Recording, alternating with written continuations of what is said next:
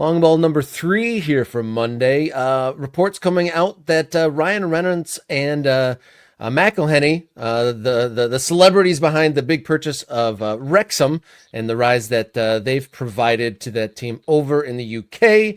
Vancouver Whitecaps are on the selling block, and possible interest from the celebrities to buy them for reported $300 million. What do you think of this one, Jason?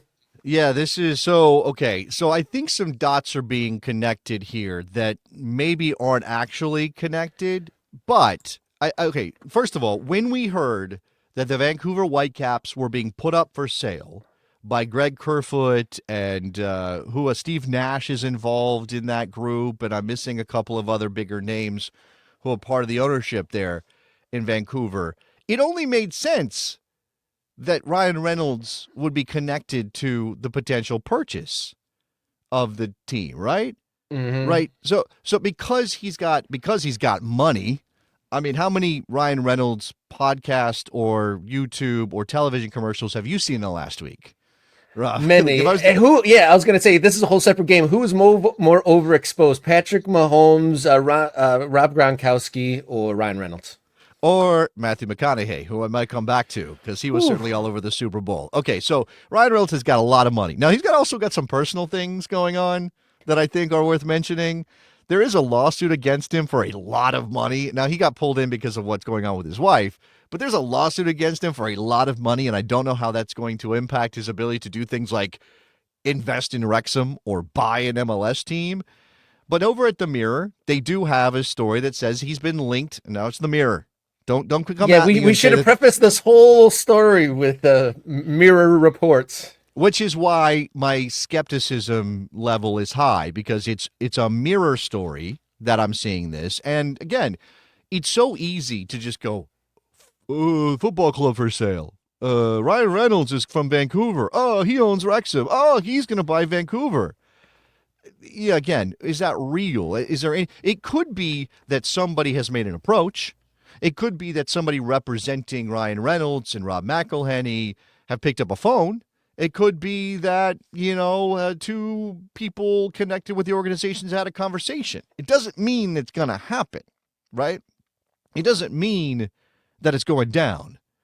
But he is Van City Reynolds everywhere, right? Like, he is so tied to the city of Vancouver that it only makes sense that people would jump to this. Now, here is the difference. Now, again, minority stake. Probably not a 300 million pound takeover, which is like $400 million, because that's the value. And again, connect some dots. That's the value that was pegged on Vancouver when Sportico dropped their valuations on MLS clubs last week. So think about the timing of that Sportico story that now has a number attached to it that the Mirror can pick up and say, oh, here's Ryan Reynolds, who is from Vancouver, owns a football club already, and now we have a number that we can slap into the headline, right? That 300 million pounds, and get people, oh, wow, that's an incredible story.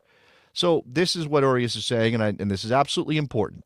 Wrexham cost them $5 to $10 million, literally money they have in their bank accounts. An MLS club, even the cheapest, would be well out of their money sphere unless they are just minority faces. Now, it's possible that a consortium with Reynolds and McElhenney involved could buy the Vancouver Whitecaps.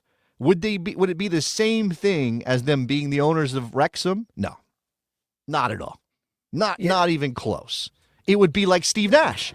Do you think Steve Nash dropped $50 million into the Whitecaps? I don't think he did, right? I don't know what Steve Nash made in his NBA career. He didn't make dumb money. He made very good money. He was an MVP. He made good money. But he's not rolling so deep that he can be the lead face of an ownership group in the Vancouver Whitecaps at this point in MLS's development. So I don't think Ryan Reynolds has really big money because he has Mint Mobile and he sold the gin company and whatever. I'm sure he's got really big money.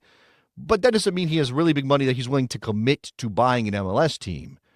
So I don't know. It is interesting. You do need a billionaire to own an MLS team these days, which is, by the way, why when people talk about the bubble that is MLS valuations, that is true that there is a bubble. But as long as there are billionaires who want to have some stake in sports, and there are only so many sports franchises available, particularly in the United States and Canada, where there are how many hockey teams are there in Canada? 10, 5, 8, 9? I don't know how many there are. I'd have to count them. I'd think about it. There's only 32 NFL teams. There's only, Major League Baseball. There's 100 major professional sports clubs in America and Canada, maybe more than that. But Roughly. that's still a relatively small group, and there are some that are legacy holdings of the families. That's all. The Rooneys own the Steelers still years and years and years later. So it's a club that's difficult to get into. So this is interesting, right? This is a thing that you can imagine happening, but we don't have any real news, real evidence that anything is actually cooking behind the scenes that would see this go down. Reynolds, he's Canadian from that general area. This team's for sale. Let's draw the lines and get some clicks. And to answer the questions regarding what was paid for Wrexham, somewhere in the land of $2.5 million. So Not a even bit of five. a bit of a different cup there. And this is going to come up later in the show. So this will be a little tease for everybody who's going to stick it out with us on the live show. And if you're watching the end of this video later on, then you can find the rest of this later in a different video or in the live show if you want to watch it back. We're going to be talking about American investment, or Canadian investment, I guess, in the case of Ryan Reynolds. We're going to talk about North American investment in the lower divisions of the English football pyramid, of which Wrexham is a member, obviously, despite being Welsh. We're going to talk about it later. All right, that should do it for Long Balls here for Monday.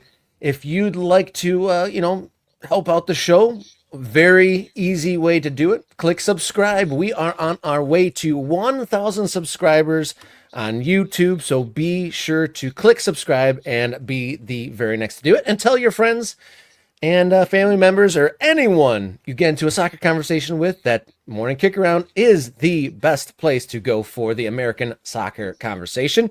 Follow us along on social media at MKickaround on the various platforms, including X, Instagram, Blue Sky, or if you have a little bit of change in your pocket, or you feel like you might have a little bit of change each and every month, Ko-fi.com/morningkickaround. We thank anyone who has donated so far and anyone who can moving forward help us grow this